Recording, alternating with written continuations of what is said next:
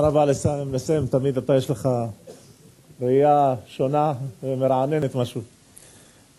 אני מבקש להזמין, אנחנו צוללים קצת יותר לעומק, אני מבקש להזמין את רקש אסתנה, שהוא מהבנק העולמי, היה עד לאחרונה אחראי על דירקטור של תחום המידע, ויספר לנו כיצד התמודד הבנק העולמי עם נושא הגנת הסייבר. בבקשה, רקש.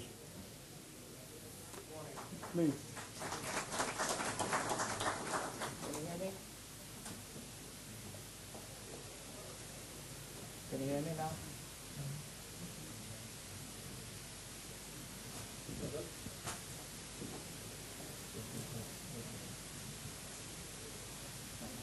Hello, is that better? Hello? Is it on?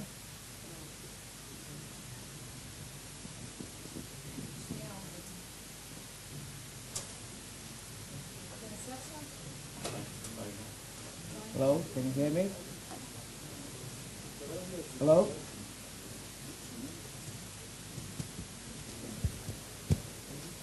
No, no.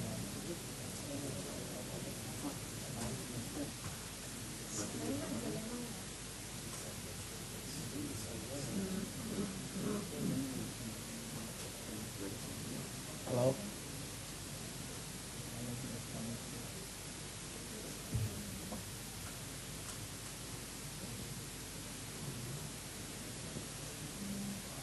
Hello? Thank you so much. We expect Madonna now.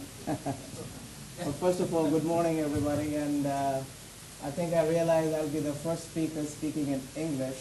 And so if those of you, if you need to have a translation or so, give yourself a big time. But I know everybody speaks English here. It's very, very nice to me. And secondly, I think the focus of my presentation today is really going to be about the World Bank itself. You've heard a lot about the global context, you've heard a lot about the national context, the sectoral context, but now you're going to hear about the victims of this warfare. We as the World Bank, what happens when we sort of get attacked, and what have we been going through for the last 10 years, kind of defenses we've had to build. So that will be my focus of presentation today.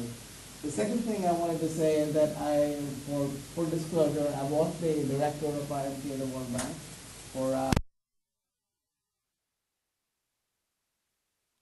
with my own company, but I'm here actually representing the World Bank from that perspective. Okay, the first thing I thought we should share today with you is what we see as the context, how it is changing right under our feet as we see how things have changed over the last decade. The first thing I wanted to tell you about the World Bank is that it is a very interesting organization. It is not a bank only.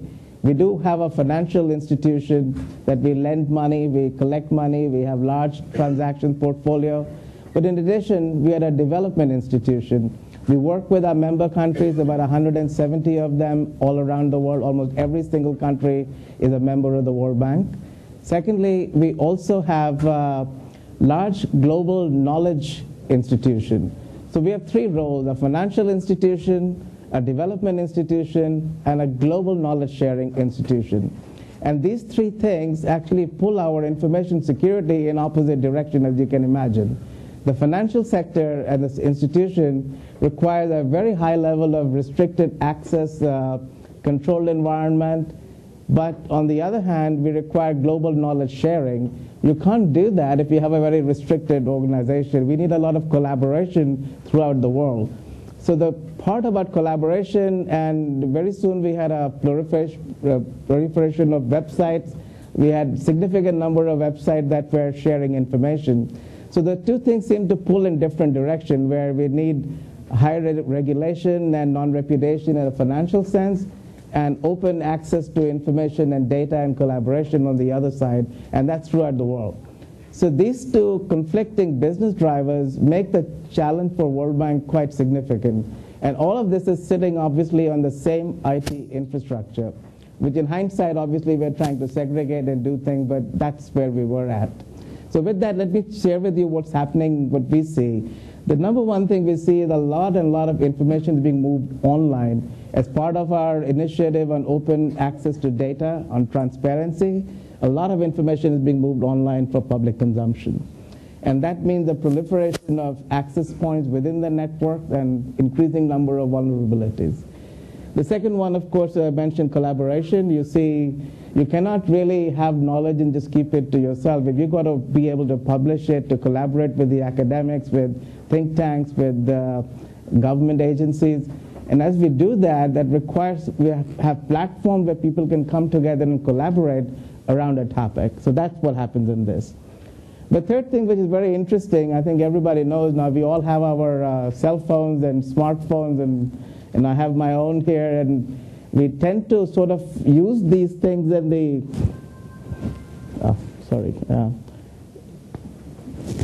we have our situation where we are now trying to use our cell phones not only for personal use, which is what we've been doing, but also staff are trying to use the mobility advantage that gives me.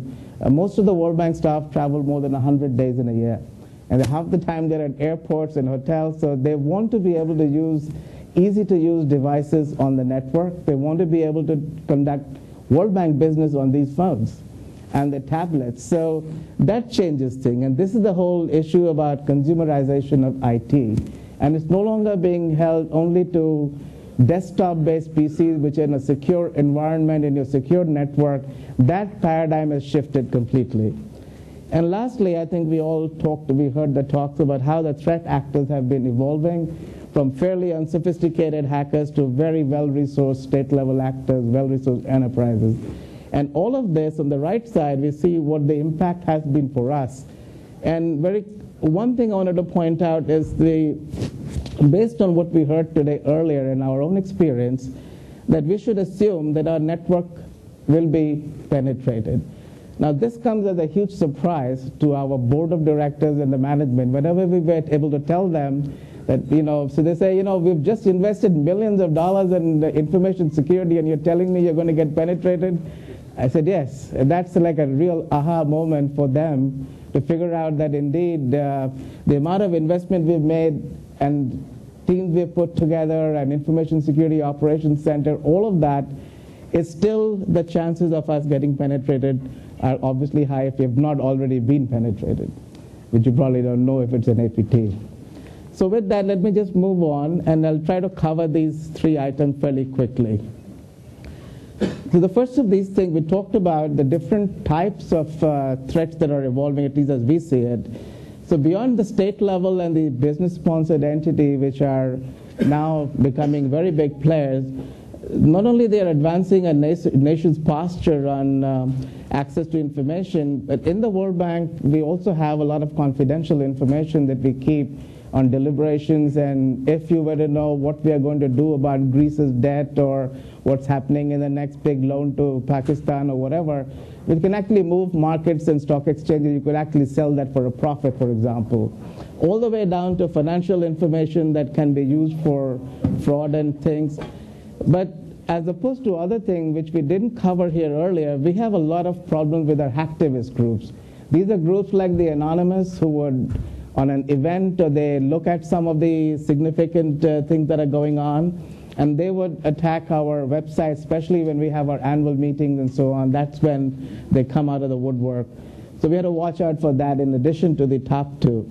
And lastly, we should not, what I'm most worried about also are the intentional insiders, which is what is happening with the Snowden affair and the WikiLeaks. So even though we put a lot of investments in trying to protect ourselves from the outside, don't forget the insider threat, because that's where a lot of the leaks are coming from. That's where a lot of fraud is coming from, as well as real problems could be in this area. And as you will see, most of our protection, all our intel, all the things we're doing are really externally focused. And that will help you nothing with an affair like a Snowden. You can put whatever level of things you've put in cyber defense in the US military, but you can still get that information out. That's what's happening now. So then, very briefly, these are the kinds of things that we are seeing, the kind of threats. We've talked about APT, which is a persistent threat which goes undetected. In all the literature we've seen, the APTs at least last for more than a year before they're detected, if they're detected at all. So I think that's a significant problem. We have zero-day vulnerabilities that come through that. Another thing for us is the springboard from what we call trusted networks. You see, we used to have trusted network relationships between the World Bank, the State Department, the IMF. Now, we're sending data back and forth in a trusted environment, but if any one of these three could get breached, you would be able to springboard into the other network.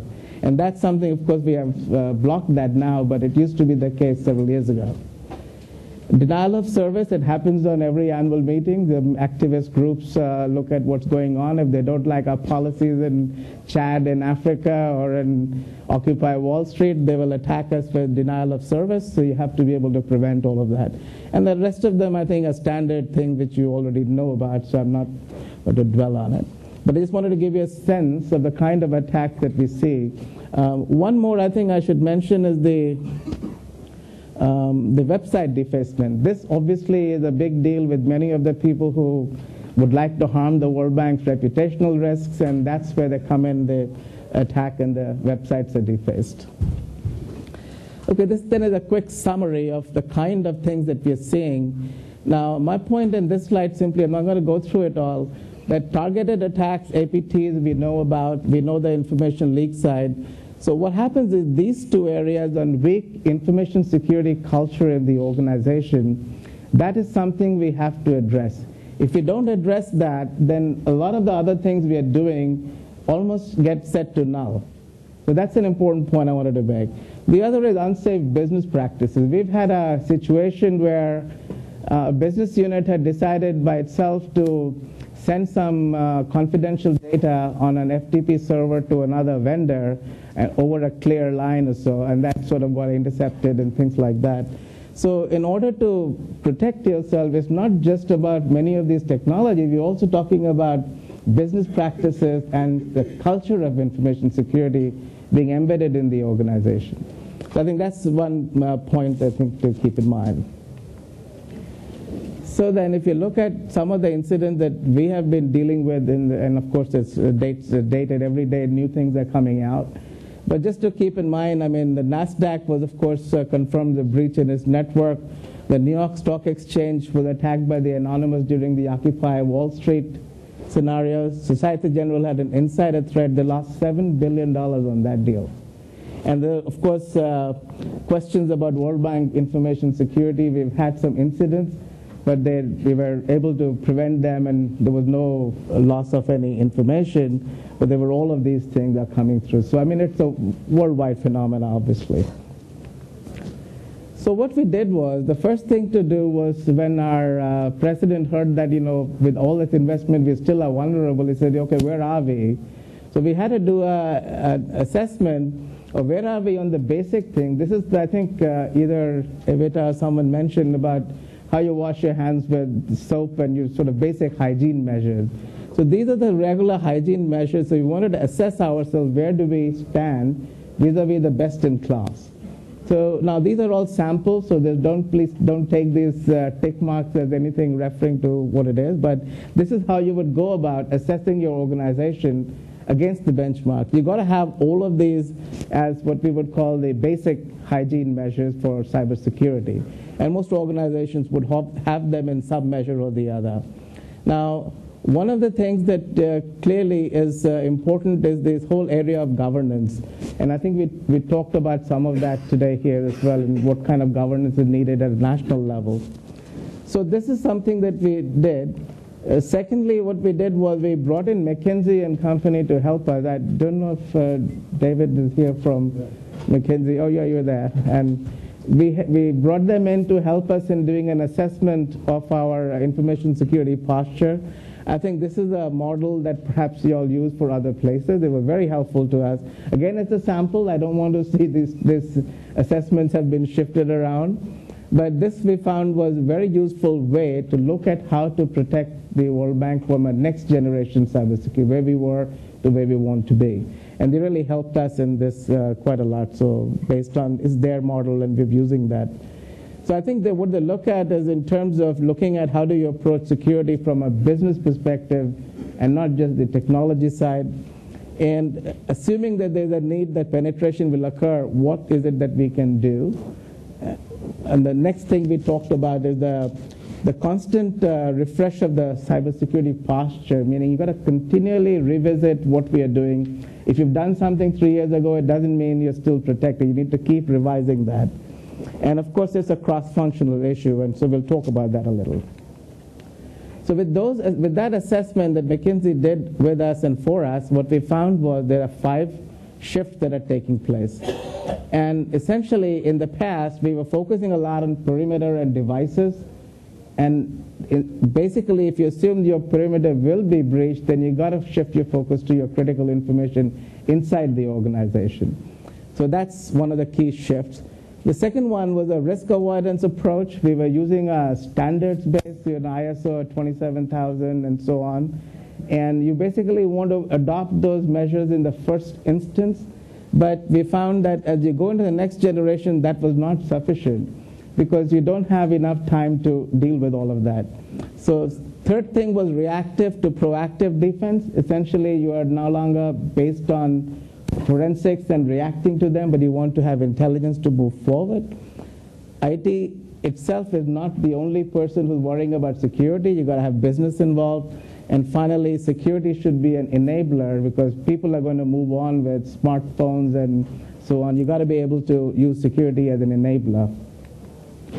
So let me just quickly move on to, these are again the same thing we talked about, but I wanted to talk about just 2 points. One, I think attention on number 7, which is, we heard a lot about the cybersecurity intelligence piece. What we're trying to do is to connect up with our law enforcement agencies in the US, including the FBI. But this is an area where I really think we need a lot more work, both at a national level and at a global level. We do not have currently the practices we need, and there is no way in hell that an organization can spend the kind of money it's needed to protect overall. So we can only spend in the millions of dollars, maybe tens of millions, but these guys who are attacking us may be having resources in deep pockets with billions of dollars. And unless we do it at national level, there's no way we can really support ourselves. The other thing I wanted to mention is we have a huge program on cybersecurity awareness with 28,000 staff and consultants who work at the World Bank. And we had a mandatory program that everyone had to pass. And if they didn't, we would actually have cut off their emails to that extent. So that's an important thing that you need to keep in mind. So I think with that, we very quickly, I'm not going to go through all of that. We moved from a standards-based to a risk-based model. And you can look at some of these. I think slides will be available later on. A defense perimeter, which we used to block at the perimeter level. We moved to an information asset. So we classified all our information types into critical information assets. There are 31 assets that we found we had to protect. These were the crown jewels of the World Bank. And so this is another cluster diagram, sort of diagram which we use to figure out where the highest impact is, where we should put our dollars to invest more, because obviously you'll have limited dollars to invest in security at some point. And eventually the threat of cyber intelligence, we actually started to work very closely with the law enforcement agencies. We have people who are authorized to actually receive information from the intelligence groups. And realistic war gaming, we have had red and blue teams to go about and defend ourselves in this context. So this is something, I won't go into a lot of this stuff. So lastly, to talk very briefly that we have a program that has got 5 different aspects to it, and it's a 3-year program, so wave 1, 2, and 3. And we're actually in the process of implementing it in the World Bank, which in the end will help us get to a stage where we believe that next generation cybersecurity would help us protect ourselves. So fortunately, I have to report that in the last 4 years, we've been fairly secure. Our groups, these investments we have made, the strategies we've put in place is working well. But where I think we need a whole lot more effort is a global as well as a national level intelligence-led operation that can very well connect in with the levels at the corporate level. So that's, I think, an important part of the picture that we are missing. So with that, let me stop here, and I'll let you have my information, and perhaps I think I've just about covered. Is there any specific questions or anything on what we talked about? I know it's not a Q&A set. Yes.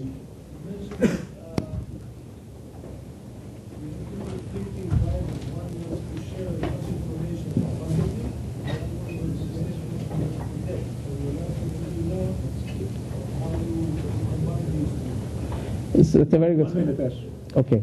So the financial side of our house requires very strict regulations. We need to have non-repudiation of financial integrity of the transaction and all of that. So what we're trying, and the other side, as you rightly said, open data and access to a number of websites, collaboration tools. So the process we are looking at right now is to actually segment some of this data by the information asset, the classes I described. Once you know where your data is clustered, if you know what you're dealing with, then it's much easier to separate out those that are public information. So that's the process that we're going to take. Thank you very much. Thank you.